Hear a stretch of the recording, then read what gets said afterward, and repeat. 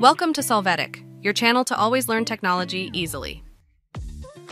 Below in the description, you will find useful links we used in this video.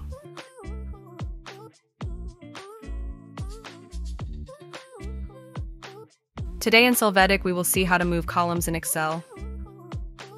Let's open the Excel file to see the current columns. Now, select the column to move. After that, press the Shift key on your keyboard and in the column where you see the cross sign, move the column to the desired position. Repeat this step to place it where necessary. Hey, remember to subscribe Solvetic channel.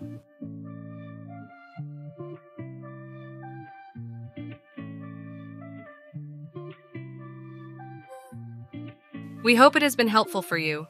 Here are links to watch more videos of your interest and subscribe to the Solvetic channel. Thank you.